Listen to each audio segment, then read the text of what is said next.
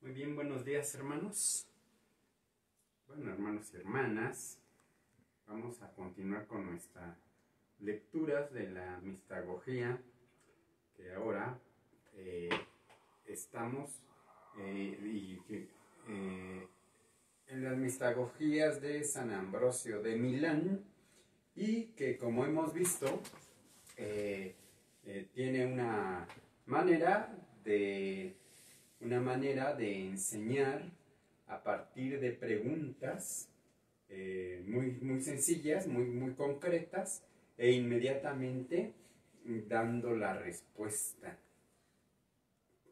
Eso nos ayuda mucho porque por medio de las preguntas, que esa es la metodología de San Ambrosio, por medio de esas preguntas, ¿qué es lo que va haciendo? Pues va orientando el pensamiento de quienes lo escuchan.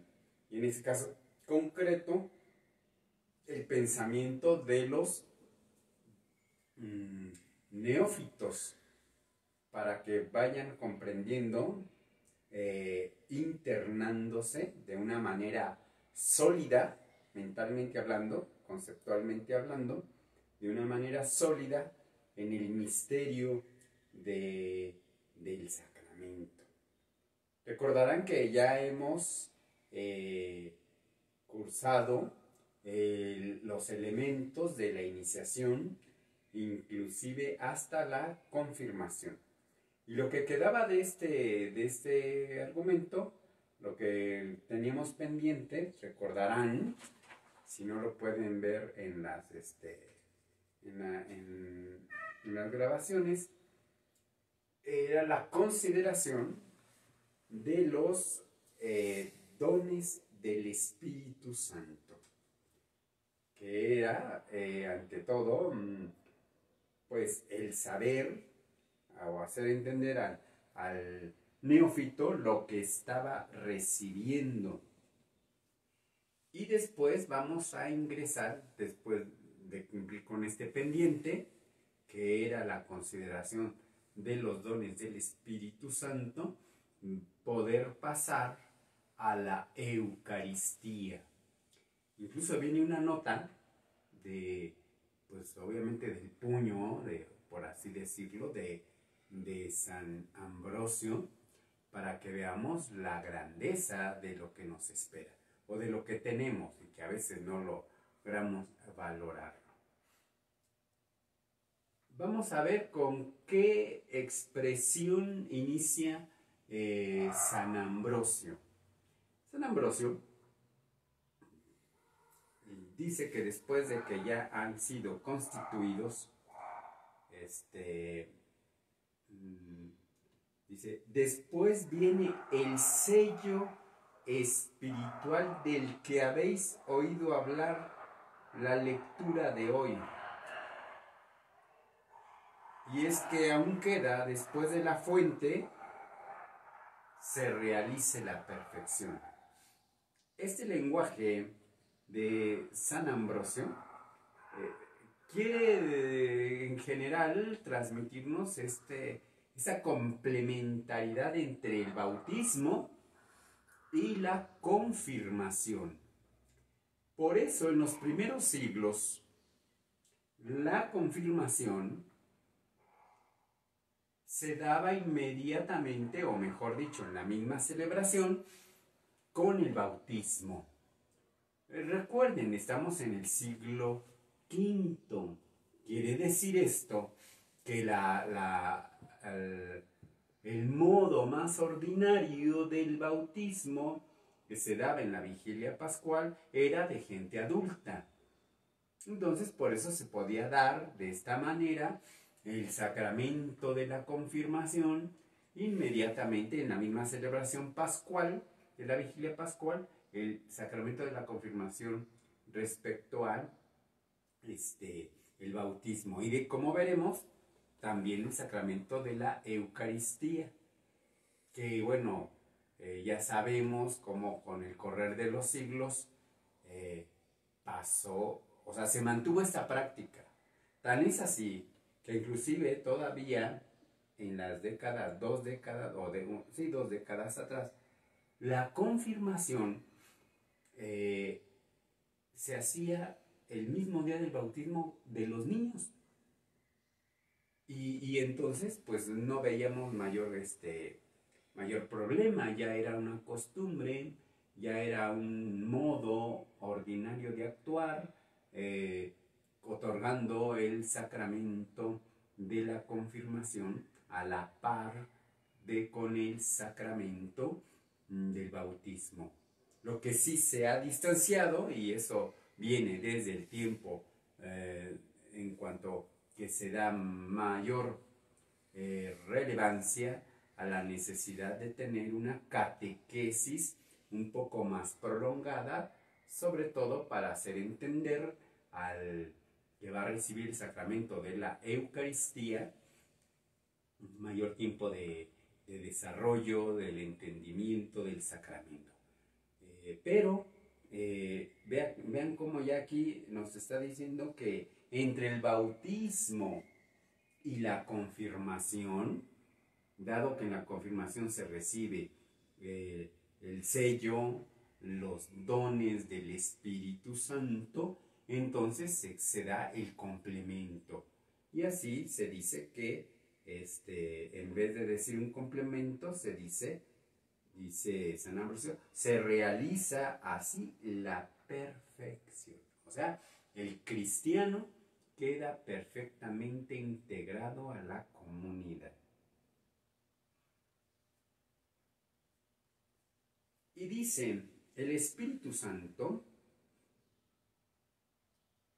se infunde por la invocación del obispo.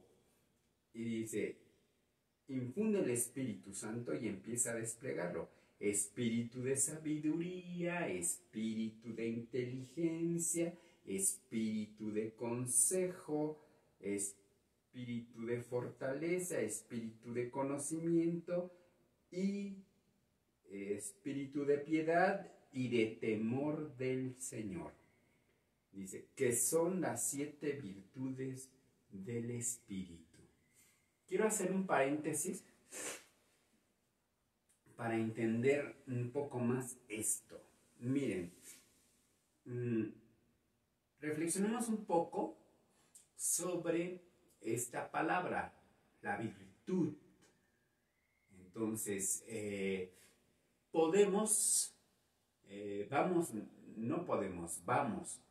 vamos a valorar, pero también vamos a conservar claramente en nuestra mente estas dos acepciones. Miren, esta palabra virtud viene del latín, de virtus. Esta palabra en latín, con una acepción primera, virtus significa fuerza. Entonces, decir, la virtud del espíritu es la fuerza del espíritu. Obviamente, si es el Espíritu Santo, entonces se entiende que es lo que recibimos en la confirmación, la fuerza del Espíritu. Ciertamente mantenemos de estas imágenes el sello como un sello indeleble en el espíritu del ser humano o del bautizado, mejor dicho, en el bautizado, y que ese sello que imprime carácter, esa es una estructura para decir imprimir carácter, quiere decir que queda tan compenetrado en el espíritu del bautizado que nada lo puede borrar, porque queda impreso en el espíritu del creyente, en el espíritu del bautizado. Entonces esta palabra virtus, o en todo caso la virtud, tendríamos que entenderlo en un primer momento como la fuerza del Espíritu Santo.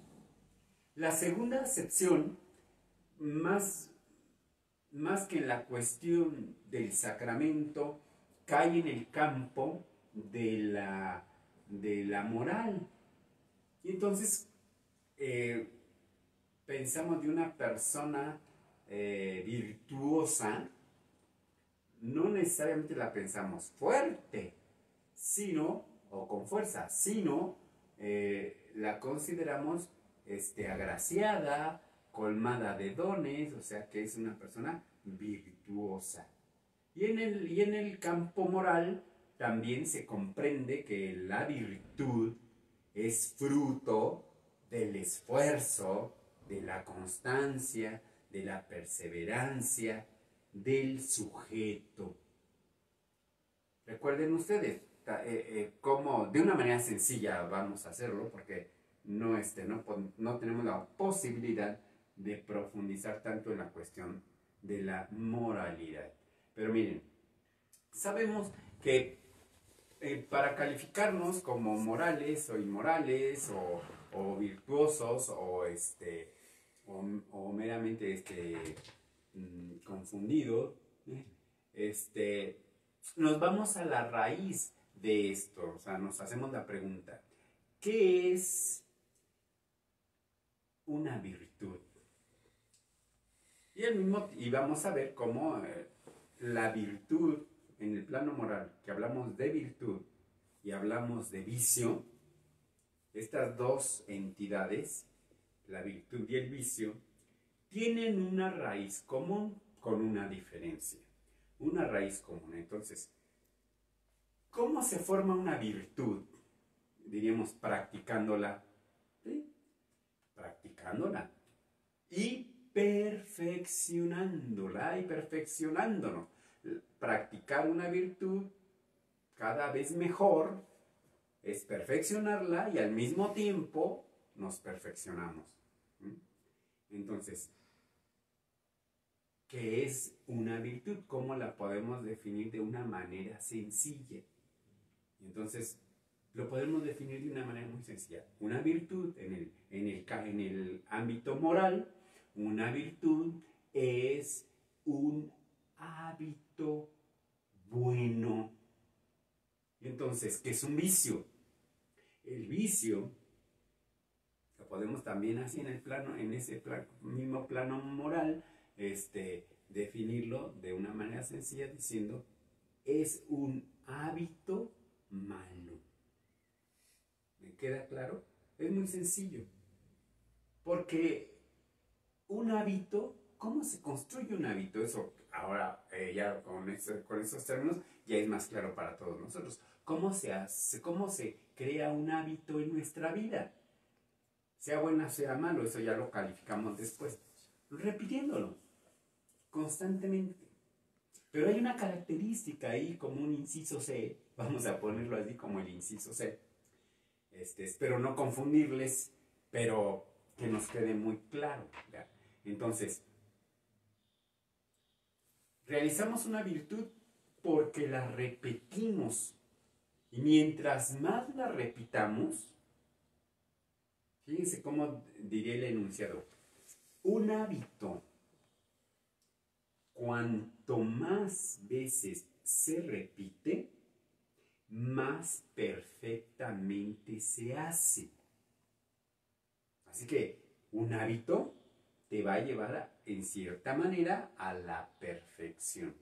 Pero vean cómo nos juega el lenguaje y si ahora lo referimos al vicio, el vicio también se repite, se vuelve un hábito. Malo, sí, pero se vuelve hábito.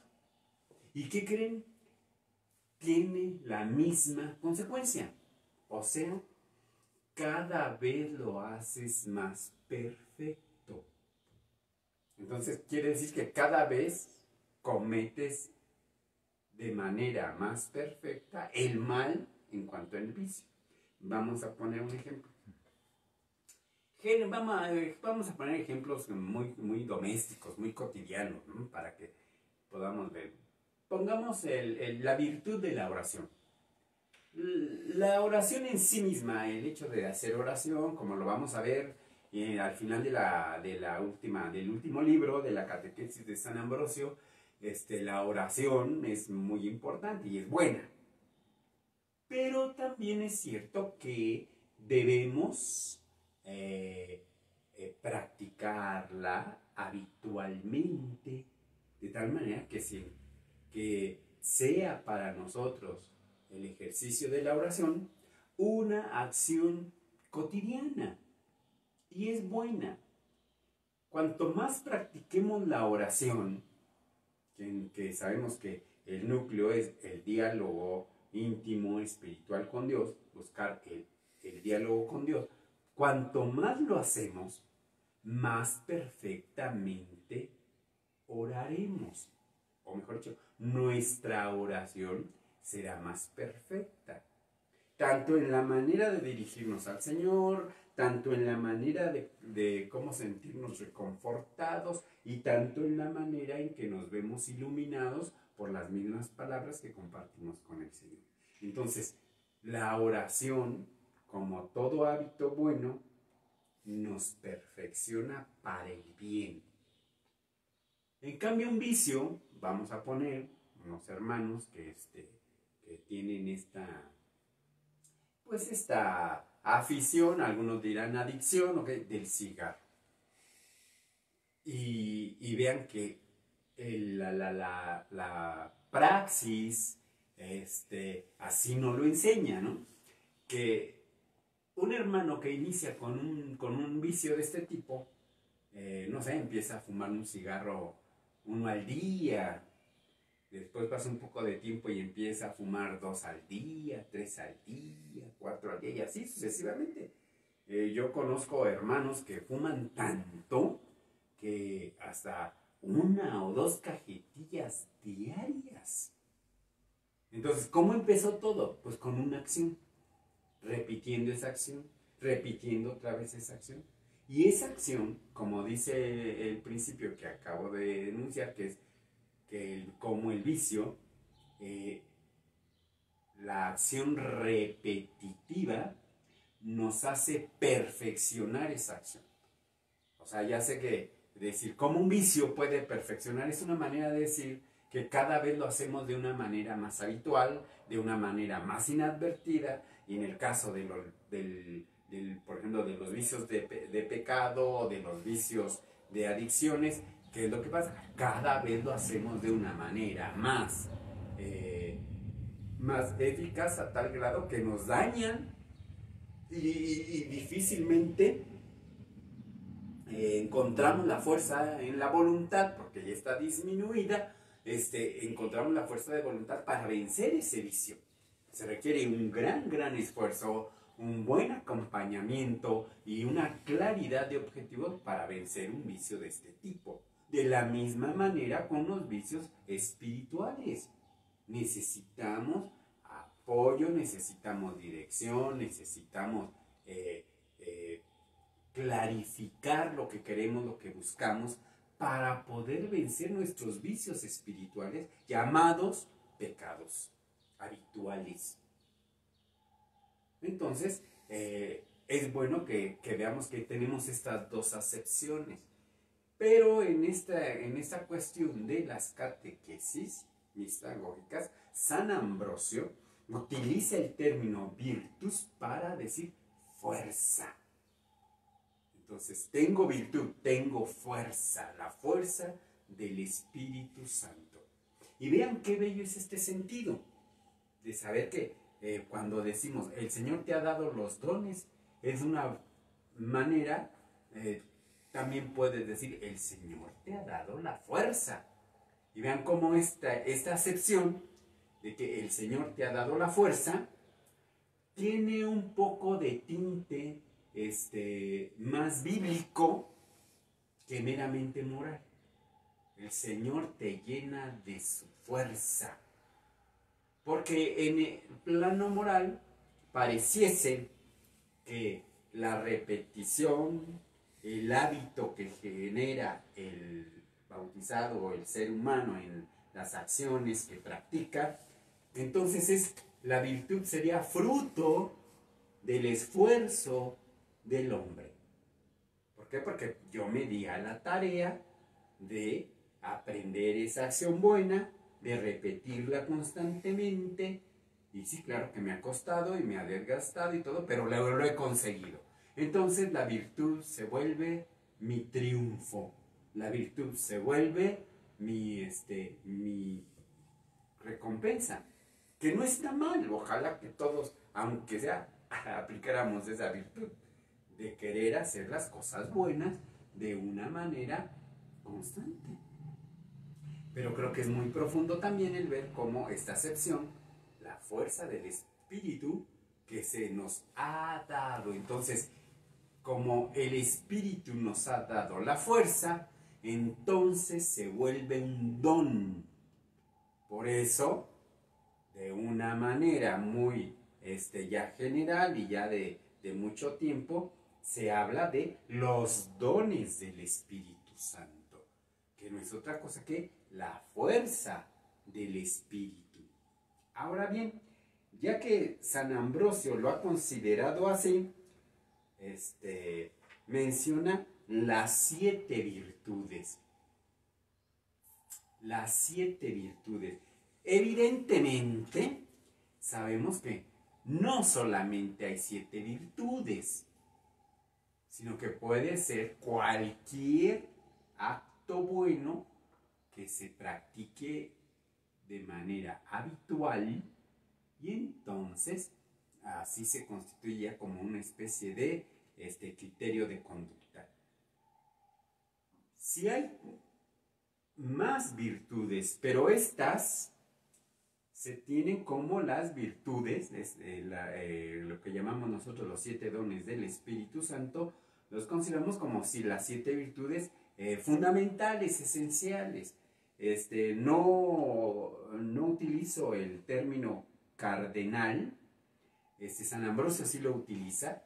Dice que son los 7 dones, las 7 virtudes, las 7 fuerzas del Espíritu, que son cardinales. No digo cardinal porque con el tiempo, con el correr de los siglos, cuando se habla de las virtudes cardinales, generalmente se hablan de 4 virtudes cardinales, que quieren decir, no que sea del equipo de los cardenales, ¿verdad? Sino cardenales de cardos. El cardo era en la antigüedad los ejes en los que se empotraba una puerta. Esos eran los cardinales, el cardo, el eje en el que se asienta para cumplir su función la puerta de abrir y cerrar. Entonces, cuando decimos virtudes cardinales, no lo vamos a reducir a nada más a 4, sino a las virtudes del Espíritu, que son 7. Ahora es así, nos queda como breviario cultural. Sin embargo, claro que podemos seguir habitualmente diciendo los dones del Espíritu Santo, como lo vamos a realizar ahora que ya nos estamos acercando a la solemnidad de Pentecostés. Pero quería compartirles a ustedes estas dos acepciones, tanto de una virtud como de otra. Una acepción de la virtud sobre la fuerza del Espíritu y la otra como fruto de un hábito, o sea, la repetición de un acto bueno en favor de uno o en favor de otro. Entonces, de esa manera podemos entender cómo se implican mutuamente una cosa y otra. Porque para nosotros los cristianos no consideramos un triunfo personal el alcanzar alguna virtud, sino que agradecidos por recibirla del Espíritu, la practicamos de una manera gozosa, alegre, provechosa. Entonces, dicho esto, dice dice San Ambrosio, y todas las virtudes pertenecen sin duda al Espíritu, pero estas son las más importantes, o sea, los 7 dones. ¿Qué es más? Y empieza a hacer preguntas repasándolas otra vez, ¿no? ¿Qué es más importante que la piedad? O sea, el amor a Dios. ¿Qué es más importante como el conocimiento de Dios? ¿Qué es más grande que el temor de Dios? Entendiéndose como el amor de Dios, ¿eh? No el temor del miedo, sino el temor del esfuerzo por no fallarle al Señor. Al igual, el signo de la fortaleza. Estas son las 7 virtudes que recibes con la confirmación, signación. Obviamente nosotros decimos confirmar porque lo hacemos en referencia al bautismo, como ya lo hizo aquí San Ambrosio. En la confirmación recibimos la perfección. No quiere decir que el bautismo sin la confirmación queda incompleto. Cada sacramento es perfecto en sí mismo. Pero para una forma de comprenderlo, en cierta manera pedagógico, sí se hace esta referencia de cómo el bautismo es completado, perfeccionado por la confirmación. Pero al final del día los dos sacramentos actúan, trabajan de la misma manera en el espíritu del bautizado para la salvación. Así que no hay competencia, porque somos buenísimos para de repente hacer entonces la pregunta, ¿y entonces qué sacramento es más importante, el bautismo o la confirmación? No se categorizan así, sino simplemente debemos agradecer cómo el Señor de diversas maneras nos va santificando. Así a renglón seguido. Por eso San Pablo retoma bueno, mejor dicho, San Ambrosio retoma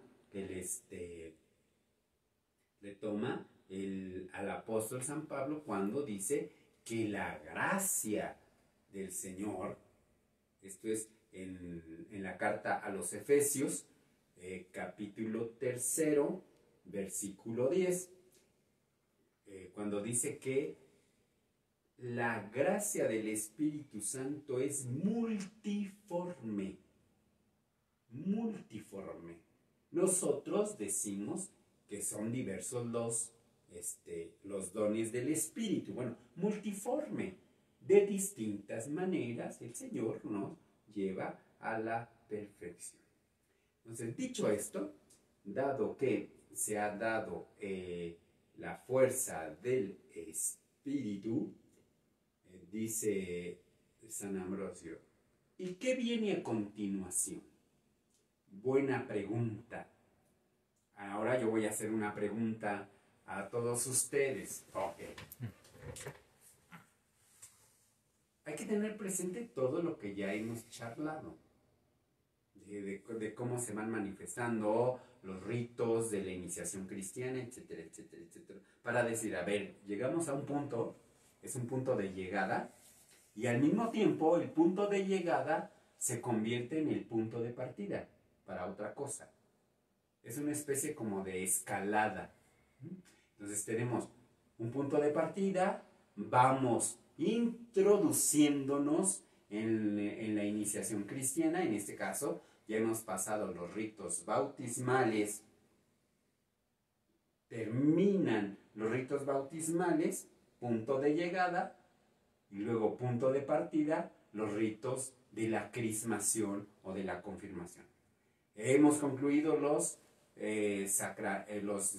signos de la confirmación, entonces es punto de llegada, concluimos. Con esto vamos a iniciar entonces los ritos de la Eucaristía y los puntos de partida, y concluiremos la Eucaristía, punto de llegada. Es una escalada, punto de partida, punto de llegada, punto de llegada, punto de partida. Entonces, San Ambrosio lo que hace es, ¿qué viene después? Es una manera de interesar al ¿qué sigue? ¿Qué sigue? Y dice que ahora, ya que has sido confirmado y ya que se te ha dado la virtus, o sea, la fuerza en el Espíritu, ahora te puedes acercar al altar. ¿Ven? Esa es la introducción a que ya vamos a iniciar los ritos eucarísticos. Voy a decirlo así, vamos viendo la dinámica de la iniciación cristiana, vamos a ver ahora los ritos eucarísticos, porque hemos visto los ritos bautismales, los ritos de la confirmación o de la crismación.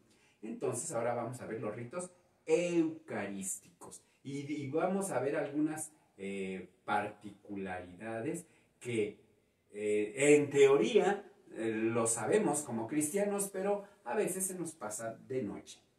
Entonces dice aquí, es la hora, dice San Ambrosio, de que te puedes acercar al altar. Esta frase, te puedes acercar al altar, cobra su fuerza cuando tenemos en mente y consideramos que estos neófitos pasaron su tiempo de catecumenado. ¿Recuerdan cuánto tiempo era de ordinario el tiempo de catecumenado? De 1 a 3 años.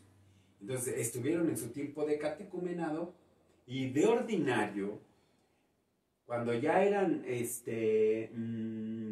ya fue un poco más tardío, pero nos sigue sirviendo para el siglo V, y que fue inclusive hasta 1961, 1965, las dos ediciones del misal, en cuanto que se mantuvo la misa en dos partes, la misa de los fieles y la misa de los catecúmenos. Así se dividía la Eucaristía. De hecho, bueno, ustedes no sé si conocen, tengo aquí un pequeño misalito. Bueno, ya está muy deteriorado el pobre, ¿verdad? Pero porque tiene tantos años. Es un misalito.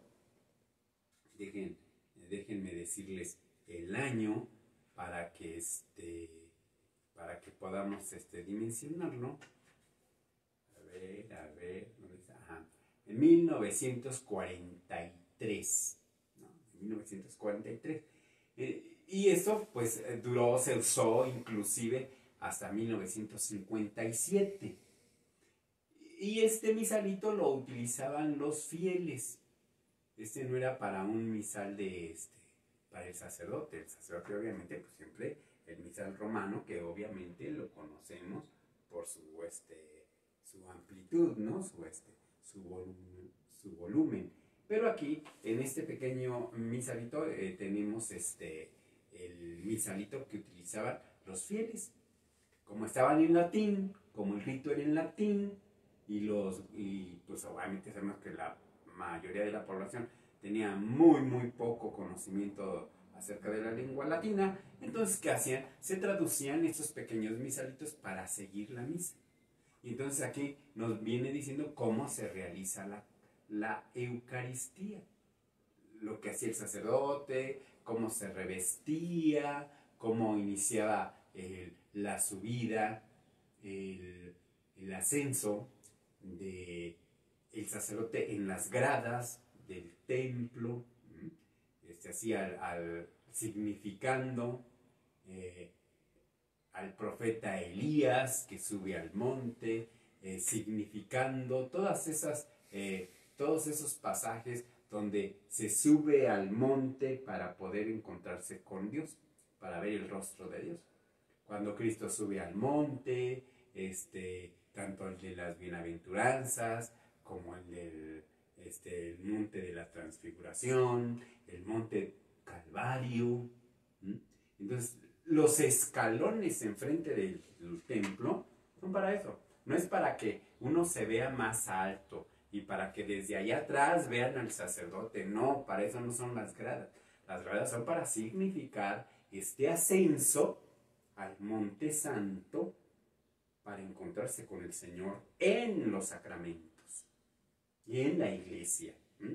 Entonces, se realizaban estos pequeños misales para que el fiel pudiese seguir las Eucaristías, tanto en las oraciones, ya traducidas al español, como los ritos. E inclusive, pues hasta todo el año litúrgico, a veces venía aquí contenido. Aquí, por ejemplo, vean, estoy en el domingo de la sexagésima. ¿Qué quiere decir? Que recuerden la cuaresma. Esta quiere decir que son 2 semanas más de la cuaresma. 4 domingos, la quita la sexagésima. Entonces, son semanas antes de la Pascua. Así se determinaba. Pero bueno, no vamos a perdernos en eso. Lo que les quería decir era esto. Como la Eucaristía durante tantos siglos fue dividida en estas 2 partes. La misa de los catecúmenos, que era desde el inicio hasta la oración universal. Bueno, antes de la oración universal. Una vez terminada la homilía, que era la instrucción, terminada la homilía, el diácono le decía a los catecúmenos que estaban dentro del templo: catecúmenos fuera. Y espero que no en ese tiempo pensaran, nos discriminan, nos corren. No, pues simplemente porque son catecúmenos, no pueden estar en el momento del misterio eucarístico. En primera, porque no van a participar. Entonces, vean el entendimiento de la iglesia de ese tiempo. Y digo de la iglesia no solamente de la curia, sino de la misma gente. Yo no soy iniciado, no puedo estar en este momento del misterio. Por eso vean que cómo cobra fuerza que San Ambrosio le dice: ¿qué sigue ahora? Que ahora ya te puedes acercar al altar. Antes no, ahora ya puedes. ya tiene la fuerza del Espíritu. Entonces, se hacía esta distinción y vean que hasta de una manera muy pedagógica, como el catecúmeno en su periodo de formación catecumenal, van haciendo en él el ansia, el deseo de ya participar en los misterios eucarísticos. Le será dado una vez bautizado y una vez confirmado, y evidentemente en esa misma celebración, que es la vigilia pascual, se le da también el sacramento de la Eucaristía. ¿Ven que qué formativo era esto? ¿Qué manera de llevar una dinámica pedagógica en el conocimiento de los grandes misterios de nuestra fe? Y qué feo nos ha jugado en nuestra vida cristiana, qué feo nos ha jugado el habituarnos a los sacramentos. Ya vamos a misa dominical o la misa cuando asistimos, ya no leemos estos signos. Pareciese que la misa se ha dividido entre la participación del padre, del sacerdote, del presbítero, del ministro, la participación del ministro y la participación del pueblo. Y eso a veces, porque pasa el salmista, proclama el salmo, no contestamos con él, no repetimos el estribillo con él. Y ya escuchamos el salmo, pues qué bien, no lo cantaste. El salmo es para cantarse, no para escucharse. Por eso a mí me da no sé qué cuando termina una Eucaristía, el coro termina el canto de salida y todos. ¿Qué significa? Confío que me digan, estoy siendo sarcástico, ¿eh? O sea, no crean que pienso así. Qué bueno, ¿no? Si así quieren expresar su alegría, o agradecer a los hermanos que hicieron el ministerio del canto y le quieren agradecer con un aplauso, está bien. Pero también hay que reconocer que en esos lugares donde se acostumbra a aplaudirle al coro una vez concluida la Eucaristía, no nos hagamos, banalizamos el ministerio. Banalizamos el ministerio. Vayan ustedes a saber, yo no tengo ni tengo derecho, o mejor dicho, no tengo la potestad de saber todavía, porque no puedo distinguir qué tanto llevamos a la soberbia a los cantores, que están haciendo un servicio, si están alabando al Señor. No nos están agradando el ratito a nosotros. Por eso ciertamente luego decimos, me gusta que canten estos, y me gusta que canten estos otros cantos, no me gustan estos cantos, etc.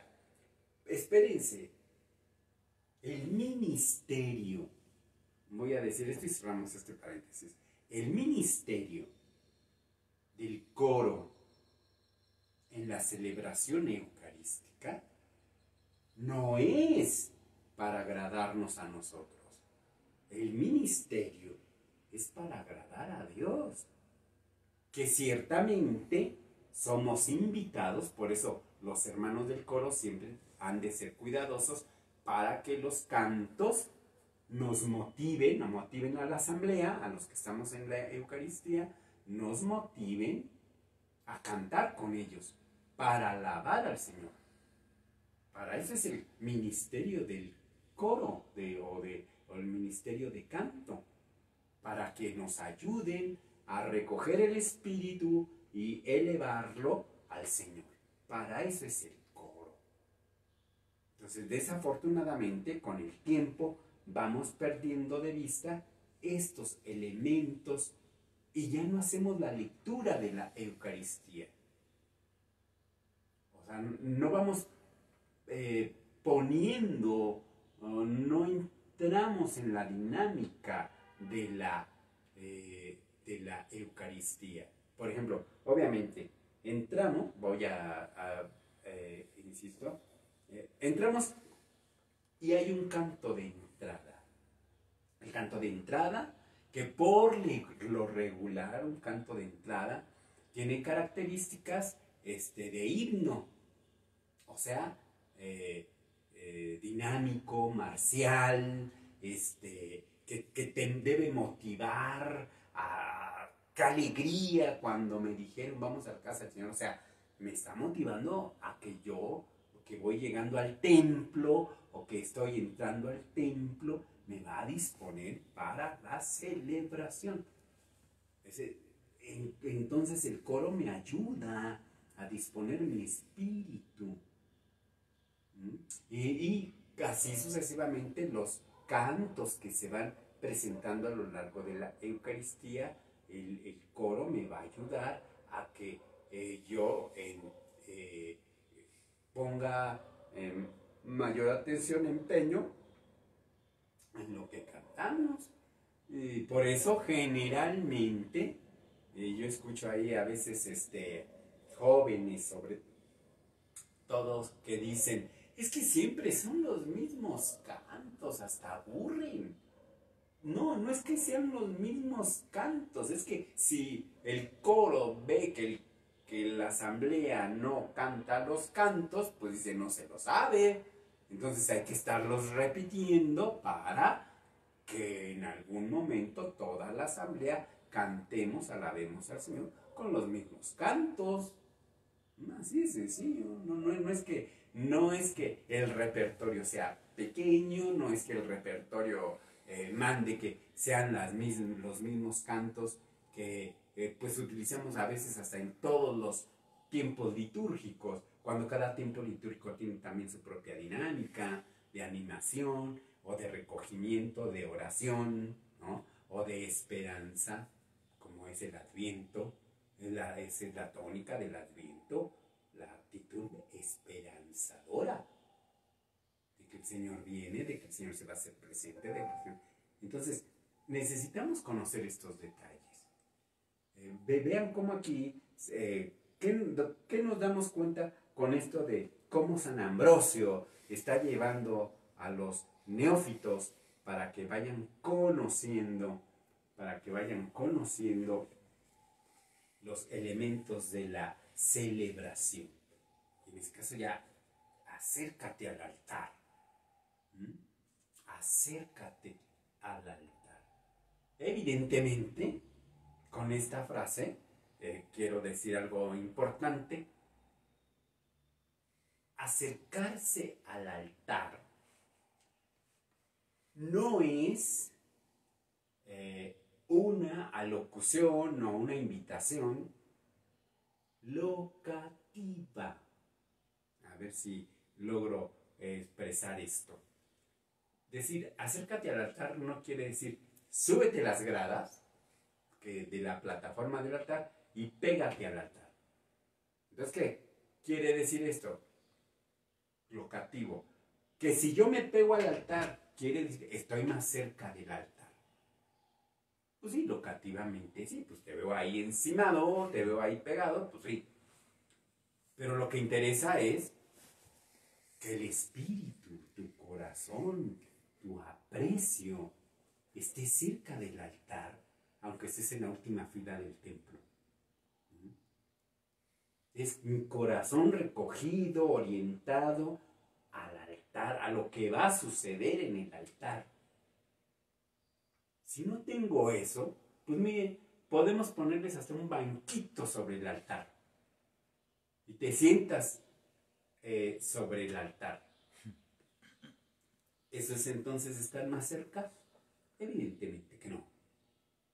San Ambrosio dice, ahora ya te puedes acercar al altar, diciendo, ahora puedes ocupar el lugar que ocupan los bautizados. Porque antes eras catecúmeno. Los catecúmenos se sentaban de la mitad del templo hacia la salida, para que cuando acabara la, este, la, misa de los catecúmenos. Ajá, cuando acababa la misa, que así decía, la acción de los catecúmenos, que era después de la homilía, ya se iban hacia afuera y por ende empezaban a desocupar del final del templo o del inicio del templo, ¿no? Para no entorpecer el movimiento, el que me atraviesa o me salga y demás, ¿no?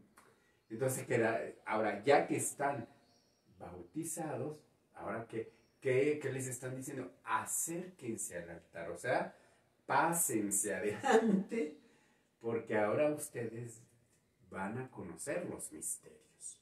¿Mm? Eso quiere decir San Ambrosio cuando dice, ahora se pueden acercar al altar, ¿eh?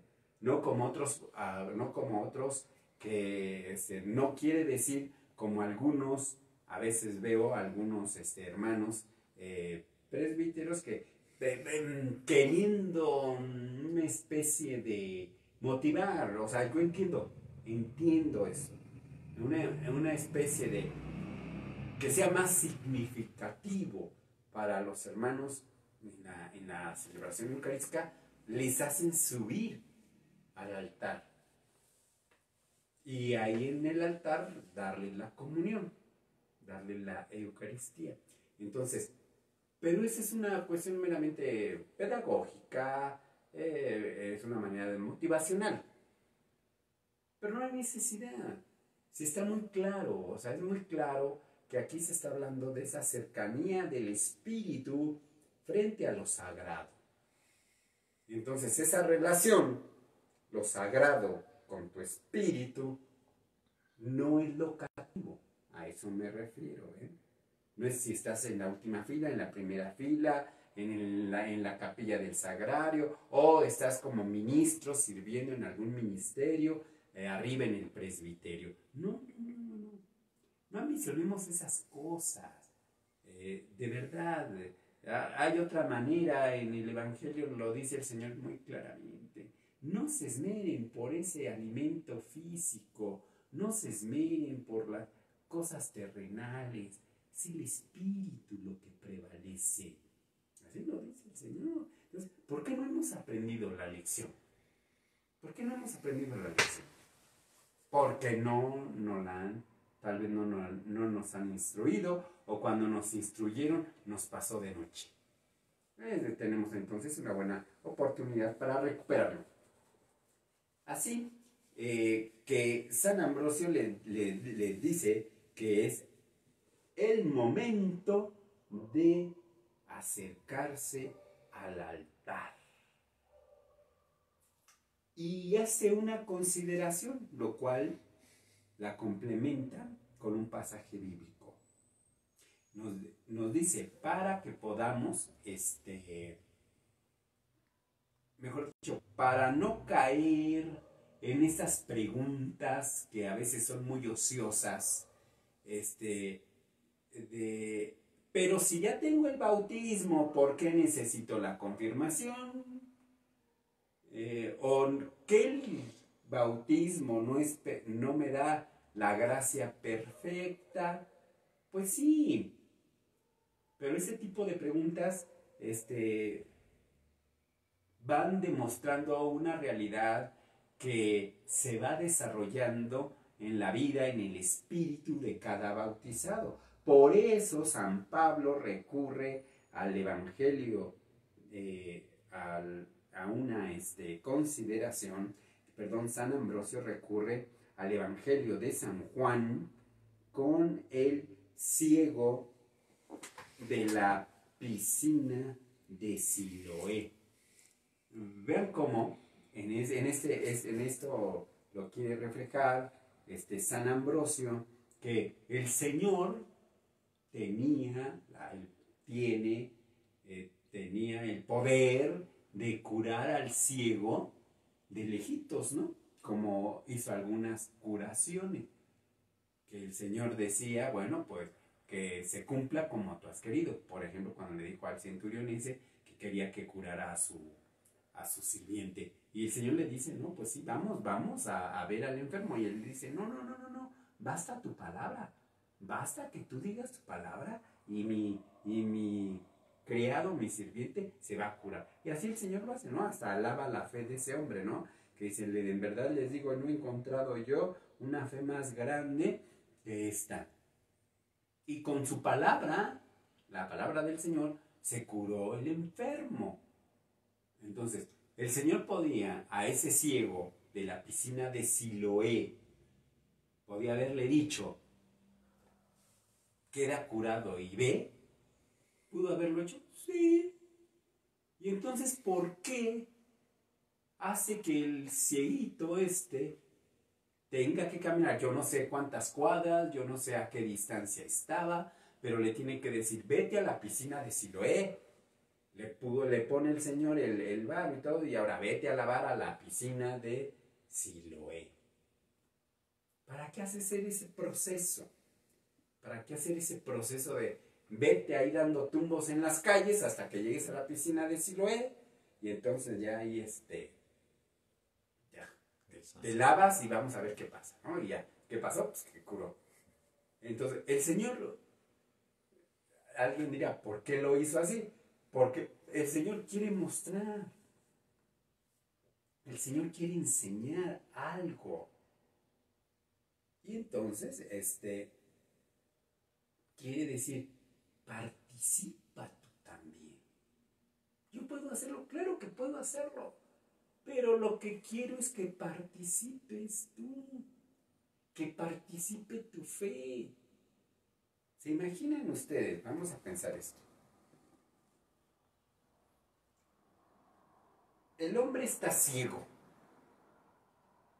Si dentro de él, si él no pone de su parte, si no se abre a la confianza, si no tiene apertura a la acción de nuestro Señor Jesucristo, se imaginen que en su corazón interiormente dijese, este hombre, este nazareno, o el que dicen, aclaman como Jesús, me está pidiendo que yo vaya a la piscina de Siloé. Entonces, no, Señor, no me quiero caer en el camino. Mejor cúrame aquí. Y sí, cúrame y ya voy y me lavo a la piscina de Siloé. Pues no va a pasar así, porque entonces ya estaría la obstrucción en el interior del sujeto, aunque el Señor dijera, bueno, pues órale, ve y ya, ¿no? O sea, que cobra la vista, o en fin. Y le da la vista y ya. El Señor lo puede hacer. Pero vean qué manera tan atropellada sería de la acción de la gracia, o qué les parece, para retomar el lenguaje que estamos tratando de manejar, o qué les parece si la fuerza del Espíritu, atropelladamente curará al ciego. O sea, quieras o tú no quieras, estés dispuesto o no estés dispuesto, te voy a dar la curación. Y ya dada la curación, entonces sí decir, Señor, me curaste, ahora sí creo en ti. Pues la fe debe de presidir al acto. ¿No lo vimos en la primera catequesis con San Cirilo? La fe va por delante, como con el padre Abraham. Pues la fe fue por delante y pues ni modo. Cuando quería sacrificar a Isaac, el Señor le detuvo y todo lo demás, y le mostró cómo, porque tú confiaste en mí, porque tú tuviste fe en mí, te devuelvo a tu hijo, sano y salvo, ¿no? Porque el Señor quiere que nuestra fe vaya por delante. En cambio nosotros lo queremos al revés. Primero el don, primero la curación, primero la asistencia, primero lo que necesitamos de Dios, y luego fe. Porque es lo que tantas veces escuchamos que dice, ¿no? Señor, si me cuidas esta vez, si me proteges esta vez, si haces que encuentre trabajo, si haces que pase mi examen, si haces esto, sí creeré en ti. Entonces no va a pasar nada. No va a pasar nada. Porque primero va la fe. Si no hay fe, no va a pasar nada. Así el Señor esté haciendo maravillas a tu alrededor, ni cuenta te das.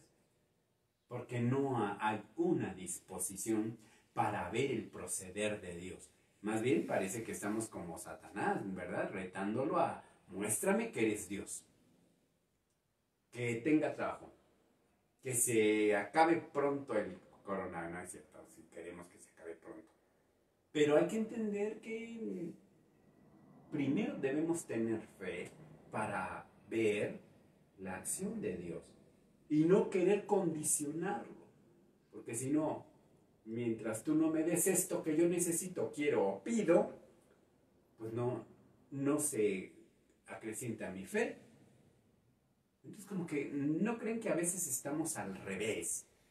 No hemos entendido la dinámica de la fe, no hemos entendido la dinámica del Espíritu que hemos recibido.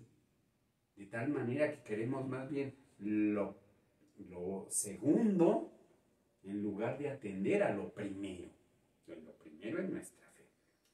Entonces, por eso aquí San Ambrosio retoma este pasaje del ciego de la piscina de Siloé, a quien tiene que ponerle barro para ver si sí mira bien, y de repente abre los ojos y dice, no, pues no veo claro, veo borroso. Bueno, quiere decir que te necesitas un acompañamiento, un crecimiento, un perfeccionamiento.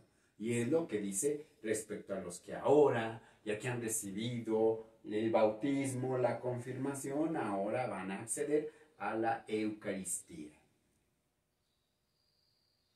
Les dice a los neófitos, hasta ahora ustedes veían las cosas materiales con los ojos materiales, normal, ¿no? El objeto del ojo, bueno, no vamos a entrar en más disquisiciones, ¿no? De decir, el objeto del ojo, o sea, lo que hace que nosotros veamos, no son los ojos, pero nosotros no vemos las cosas. Lo que nosotros vemos es la luz reflejada en los objetos. O sea, yo aquí no veo la pluma. Lo que veo es la luz que se refleja en el objeto, que es la pluma. Y entonces así en mi ojo, entonces, como lo propio es ver la luz, veo el objeto.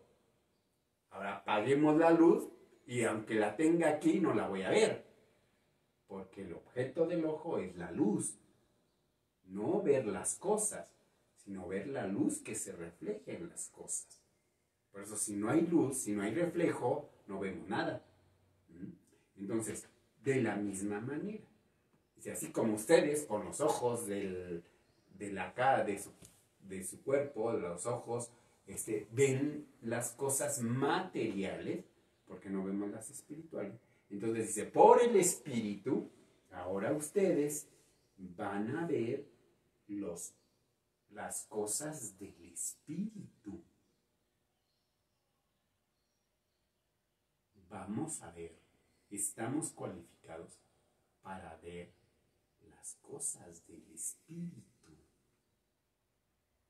No hay que pensar que quiere decir esto, que entonces ahora vamos a ver cosas como si fuéramos videntes, como si fuéramos con una mirada como Superman, ¿no? Que ahora vamos a ver a través de las cosas. No, sigue siendo lo mismo. No sé, dejaré esto, pero voy a hacer esta pregunta para que la deje flotando, la dejamos flotando y la vamos tratando de responder a lo largo de los días que nos faltan para concluir la mistagogía, y ya al final la retomamos, ¿no? A ver, ustedes y yo, mis hermanos, en nuestra vida personal, ¿cómo percibimos lo espiritual? ¿Cómo percibimos lo espiritual? Fíjense cómo la pregunta es, ¿cómo percibo lo espiritual? no cómo me imagino lo espiritual. Ven que son dos cosas distintas.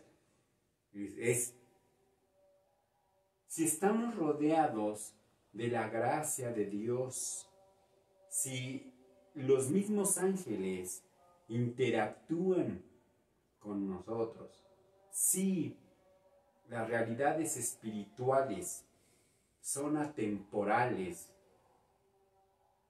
¿cómo las percibimos? Y vamos a darnos cuenta de que no hemos hecho ese ejercicio. ¿Cómo percibo la presencia de Dios? Ven que también es muy distinto y por eso muy vital que en el momento en que estamos hablando de la Eucaristía, poder ver cómo lo percibimos. Ver cómo lo percibo, no cómo lo imagino. Porque si les digo, ¿cómo imaginan lo espiritual? Pues imaginamos las cosas, pero como de manera transparente, ¿no? A ver, imagina, por ejemplo, imagínate el espíritu, ¿no? Y que el Señor te manda un ángel, un espíritu, un ángel para guiarte. ¿Cómo te lo imaginas? Pues transparente, ¿no? Con sus alitas, muy, muy bello, y transparente. Entonces, imaginamos, pero no percibimos. Queremos reproducir lo que se nos ha dicho y lo reproducimos de manera plástica, de manera simpática, de manera, pues sí, pero lo percibimos las cosas del espíritu. ¿Cómo lo hacemos? Yo no sé cómo lo hacemos, ¿no? O sea, cada quien debe de tener su propia experiencia de Dios. Entendiendo esto, ¿no? Que hay que percibir la presencia de Dios. No hay que decir de manera imprudente e irresponsable, simplemente percibir a los ángeles. Porque recuerden que los demonios también tienen naturaleza angelical. Entonces, no tenemos capacidad para discernir si lo que está, o mejor dicho, no hemos entrenado o no tenemos la formación suficiente para poder discernir si la presencia, la percepción de un espíritu es de un espíritu angelical o es de un espíritu demoníaco. Bueno, sabiendo que con esta división, demonio y ángeles, estamos diciendo, los ángeles son buenos, los que sirven al Señor y que por su mandato nos ayudan, nos apoyan, nos guían, nos cuidan. Y los demonios, que son los malos, los adversarios, los que buscan la perdición del hombre, etc. Sabiendo, en el fondo, que los dos, demonios y ángeles, tienen la misma naturaleza. Son ángeles. Entonces, si yo digo, hermanos, procuren, ante todo hay que percibir la presencia de los ángeles, capaz que los estoy invitando y empujando a que más bien empiecen a abrirse a las acechanzas del demonio. Por eso es pernicioso que hay ahí grupillos y hay tendencias de querer saber el nombre de los ángeles. La Sagrada Escritura solamente nos da 3 nombres de arcángeles. La Sagrada Escritura. 3 arcángeles. Rafael, Gabriel, San Miguel.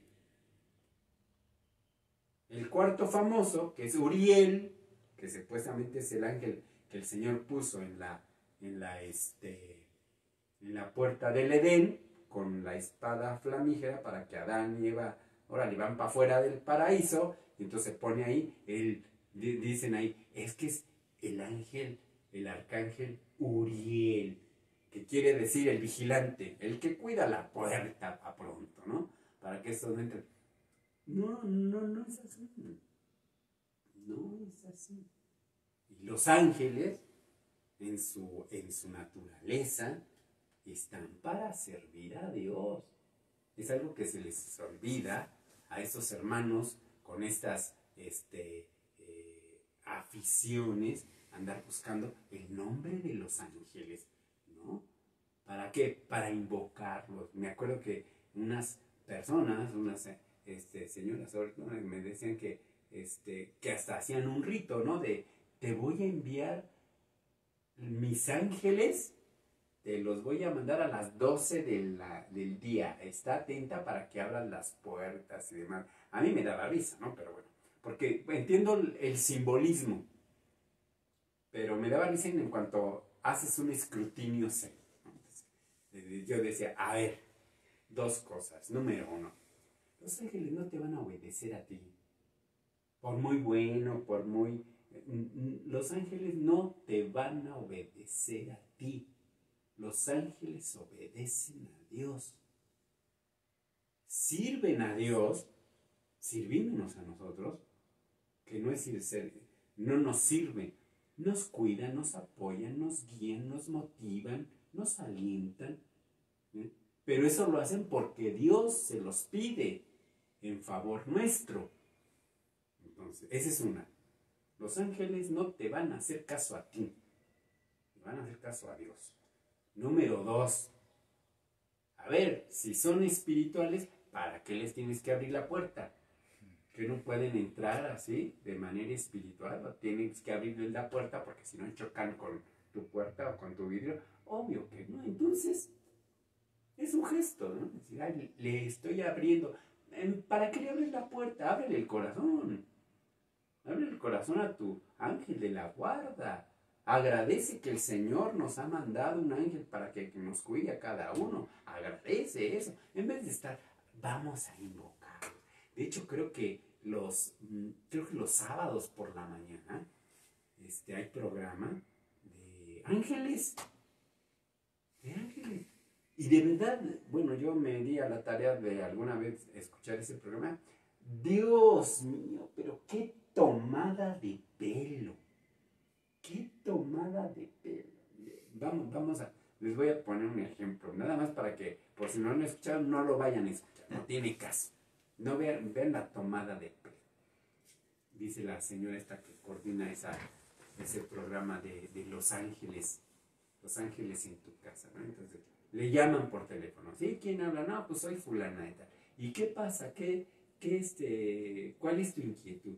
No, pues mire, es que ahorita pues como que no tengo trabajo y pues ahora con la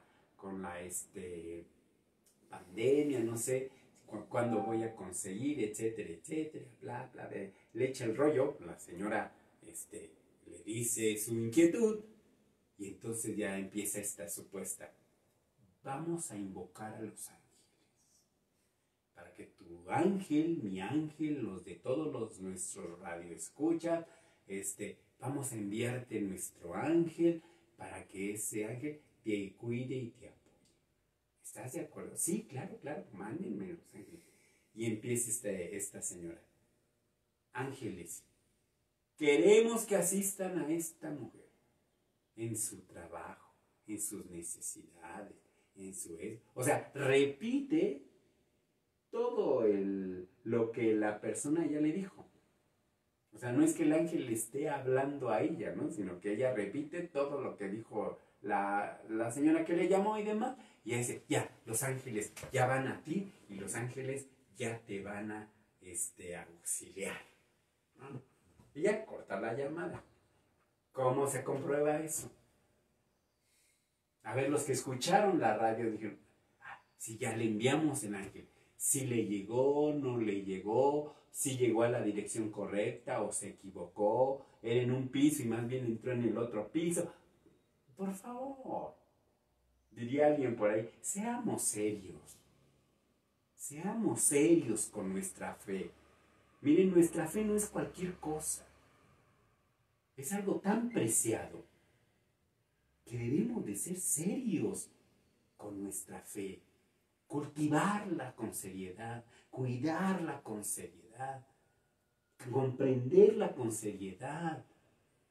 No es nada más ir juntando o reuniendo un cúmulo de actos piadosos, de consideraciones piadosas, que si en sí no son malas, pero son incompletas.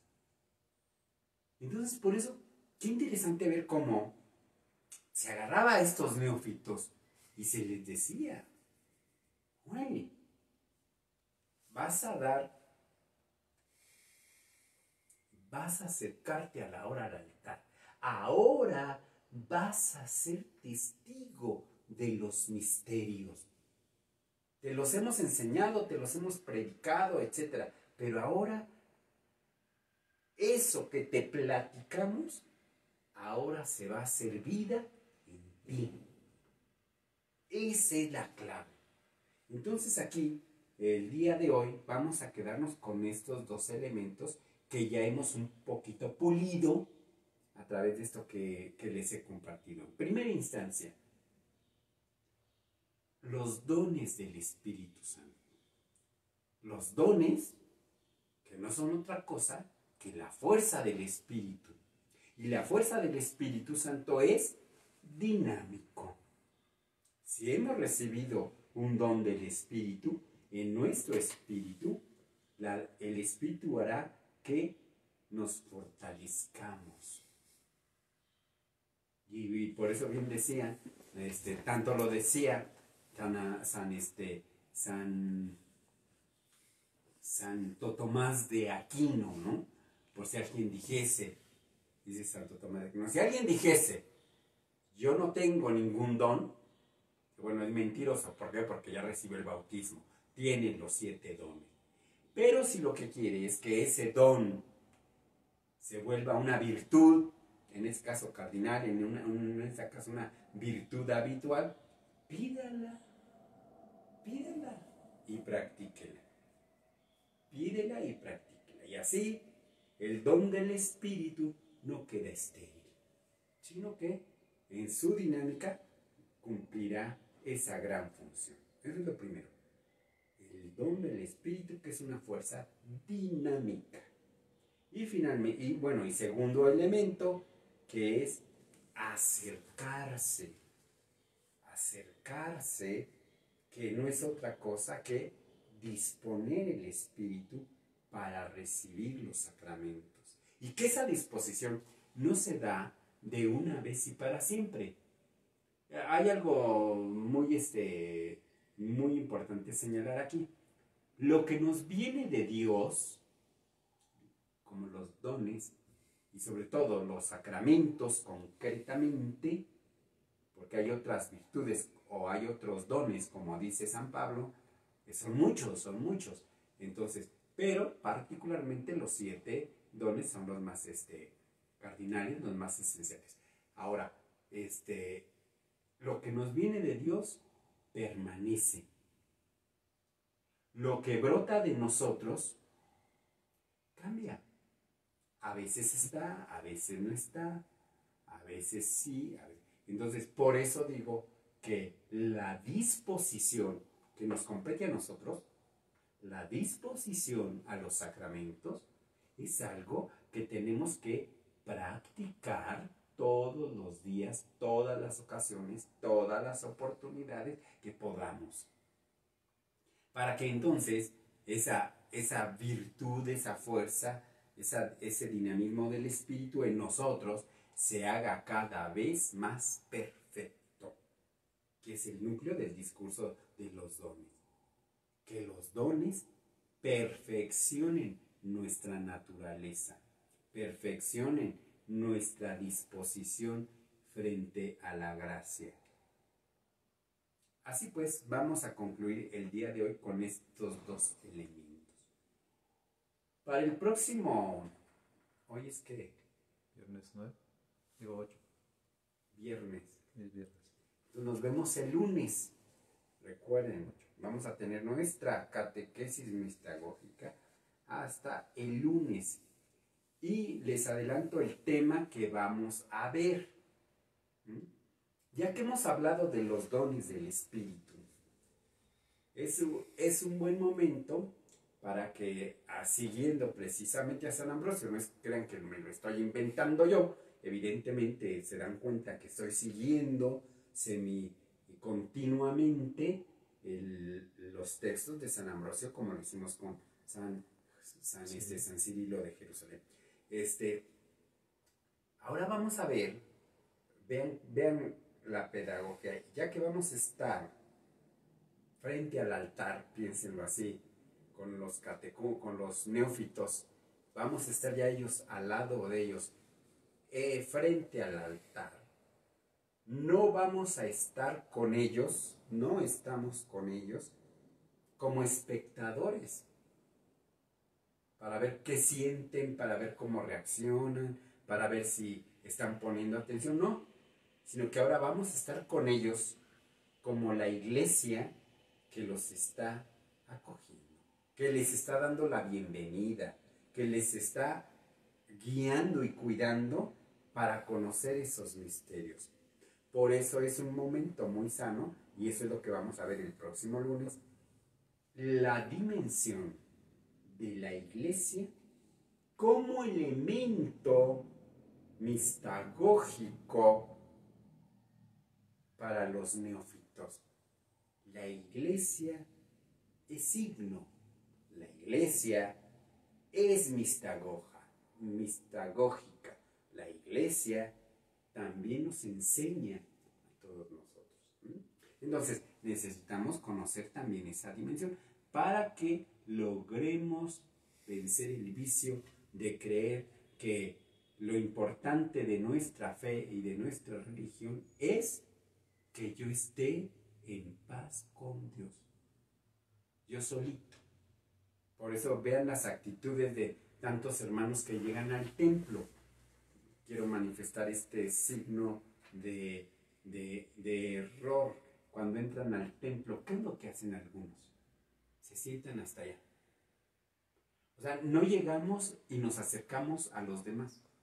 Yo me siento en la última banca, yo me siento separado de los otros. Bueno, ahorita con el coronavirus está perfecto, es una de las medidas, pero de ordinario pasa así, hermanos, que yo vengo a misa, yo sí vengo a misa, yo sí vengo dispuesto, yo sí vengo, ay, qué bien, pero yo solito. Pues no, la fe cristiana es una fe que se vive en comunidad. Por eso es importante retomar este elemento en la mistagogía de la iniciación cristiana. Hay que hacerle entender al neófito que pasa a formar parte de la iglesia, que pasa a formar parte del pueblo de Dios, que pasa a formar parte de la familia de Dios. O sea, que la fe se vive en comunidad, no de manera individual.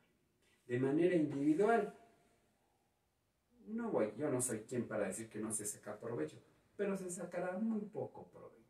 No se estará viviendo plenamente la fe en nuestro Señor Jesucristo.